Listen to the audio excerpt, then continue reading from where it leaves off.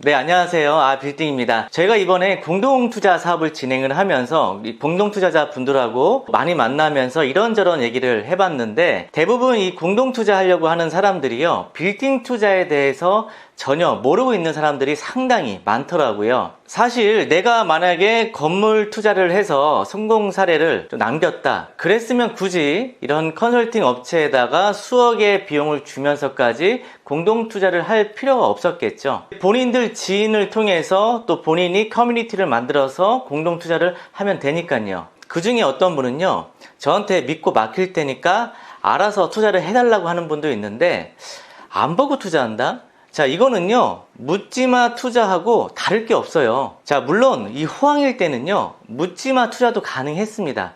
그때는 그냥 서울에 어느 거 웬만한 거 사놓으면은요, 가격이 다 올라가던 시대였으니까요. 이제 빌딩을 시작하시려는 분들은요, 호황일 때 그 1, 2년 사이에 얼마의 차익을 남겼는지, 제가 예전에 영상을, 그 매각사례 영상을 남겨놓은 게 있으니까요, 그걸 보시면 아실 겁니다.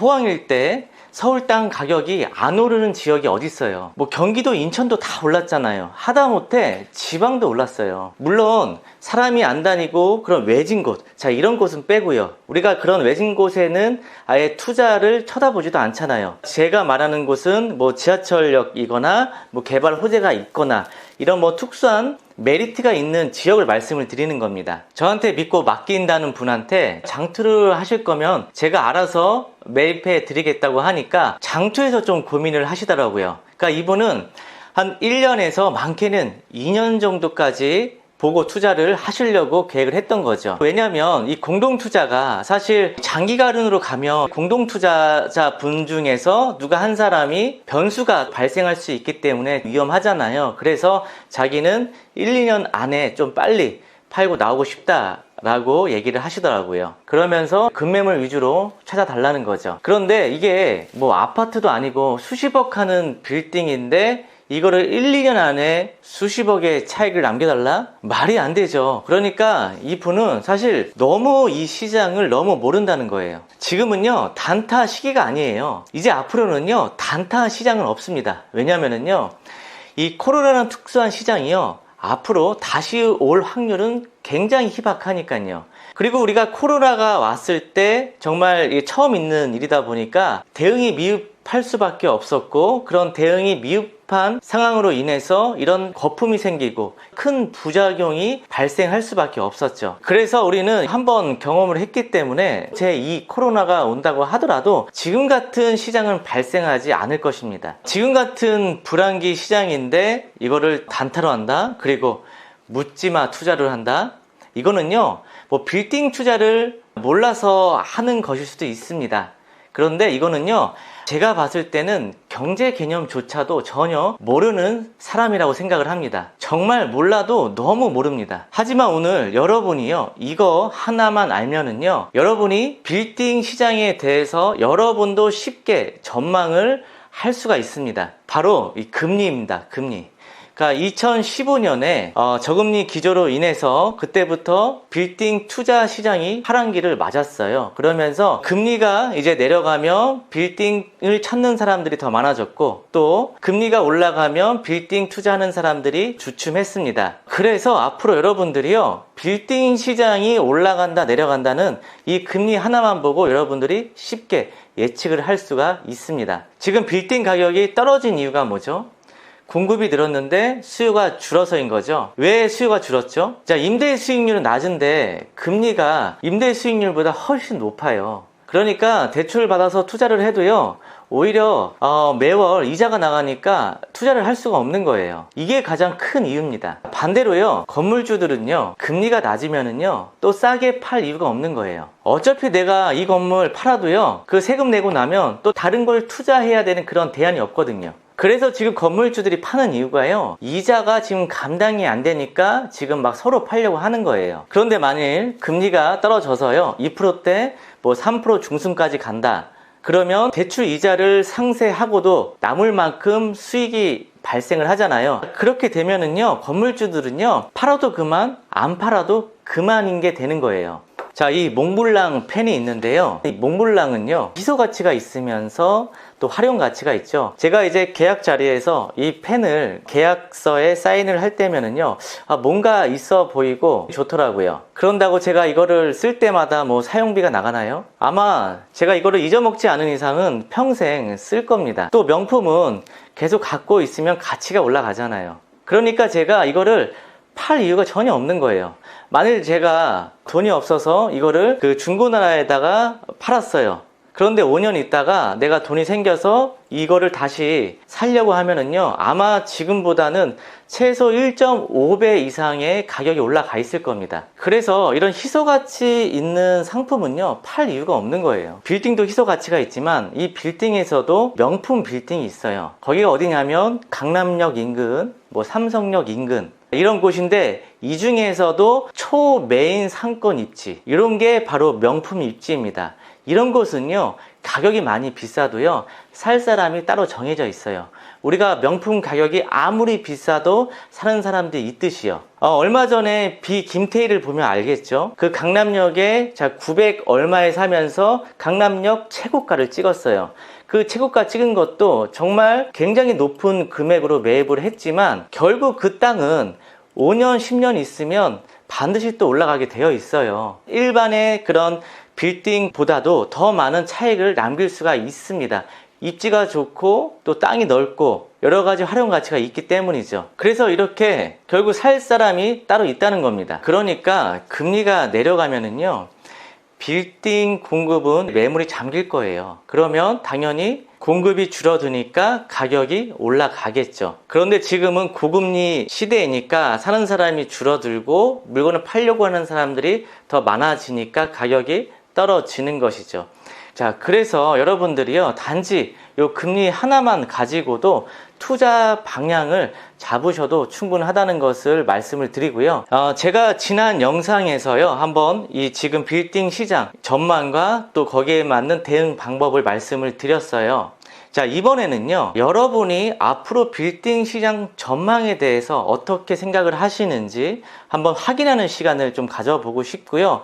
또 거기에 맞는 또 대응 방법을 제가 말씀을 드리도록 하겠습니다. 그러면 이 다음 4가지 중에 여러분들이 빌딩 전망을 어떻게 생각하시는지 한번 확인해 주시고요. 자, 이 내용은요, 제가 유튜브 커뮤니티에다가요, 설문조사를 또 올려 놓을 테니까 그걸 한번 확인해 보시고요. 첫 번째는요, 지금부터 1년 후에는 금리가 낮아져서 빌딩 가격이 전처럼 다시 오를 것이다. 두 번째는 고금리가 내년까지도 유지되면서 지금보다 빌딩 가격이 더 떨어질 것이다. 세 번째는 내년 초부터 금리가 조금씩 떨어지고 부동산 경기도 조금씩 회복하면서 빌딩 가격이 완만하게 올라갈 것이다. 마지막 4번째는요, 빌딩은 폭망했다. 앞으로 빌딩 시장은 망할 것이다. 사실 저는 이 4번이 말이 안 된다고 보지만, 또 유튜브 댓글에 가끔씩 빌딩 시장은 망한다, 폭망한다, 이런 댓글들이 종종 보여서 이렇게 생각하시는 분들이 있을 것 같아서 올려놓았고요. 사실 뭐 빌딩 시장이 만약에 망한다? 그건 대한민국 경제가 정말 다 힘들어진다는 거죠. 저는 그래서 4번은 그럴 일은 없을 거라고 보고요. 여러분이 이 4개의 전망 중에서 어떻게 여러분들이 생각하시는지, 그러면 제가 그 하나씩 거기에 맞춰서 대응 방안을 말씀을 드리겠습니다. 자, 첫 번째 선택하신 분은요, 지금 급매물이 많이 나오고 있으니까 적극적으로 이 투자 시장에 임하셔서 급매물을 잡으셔서 내년에 아주 큰 시세 차익을 누리시면 되겠죠. 그러니까 내년에 무조건 많이 올라갈 것 같은 분은 지금 투자를 하셔야 된다는 말씀이고요. 2번을 선택하시는 분은요, 지금 사시면 안 되겠죠.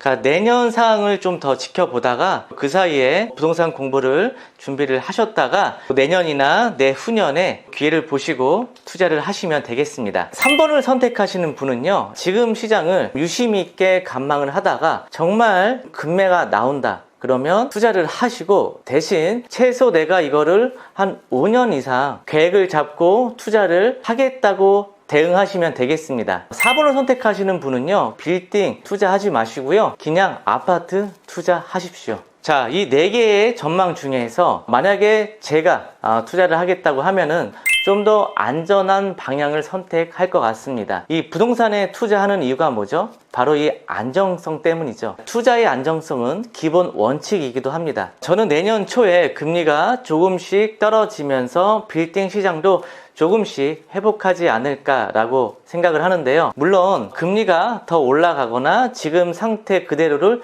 유지할 수 있는 것도 생각을 안 할 수가 없습니다. 하지만 저는 좀 더 높은 확률에 베팅하고 싶은 거죠. 저는 내년에 금리가 더 올라가기가 어렵다고 보는 게, 지금 정부는요 이런 상황에서 금리를 더 올리기가 부담스러울 겁니다. 기업들이 고금리로 인해서 현금을 확보 중에 있고요. 지금 현재 많은 기업들이 고금리로 인해서 현금을 확보하기 위해 투자를 줄이고 있고, 또 고용도 줄이면서 긴축 재정에 들어갔는데, 지금 이대로 내년 내후년까지 지속한다면, 기업들이 투자를 하지 않고 계속 버티는 위주로 간다면, 우리나라는 수출로 먹고 사는 나라잖아요. 그런데 기업들이 못 버티고 이대로 간다면 진짜 경제 위기로 다가올 수 있거든요. 그런데 또 우리나라가 금리를 내리지 못하는 이유가, 미국 금리가 계속 올라가다 보니까 마음대로 할 수가 없는 거죠. 이 돈이 다 빠져나갈 수가 있으니까요. 그런데 저는 사실 이 돈이 빠져나가는 게 문제가 아니라고 봐요. 저희 나라는 수출로 먹고 사는 나라인데 기업을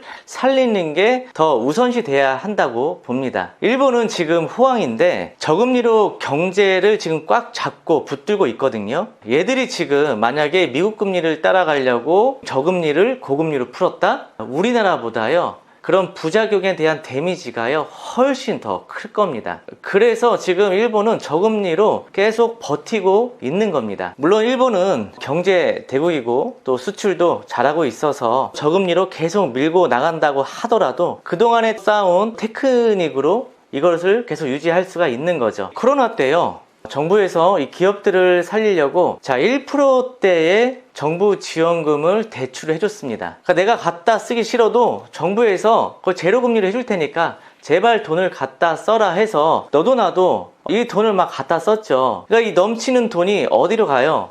그때 부동산도 한참 막 화랑이었기 때문에 부동산 대출 80%, 90%를 추가로 받으면서 많은 법인에서 부동산을 투자를 했습니다. 막 200억짜리도 30억이면 매입을 할 수가 있었어요. 아주 낮은 이자로요. 그러니까 부담 없이 법인에서 부동산을 막 사들였죠.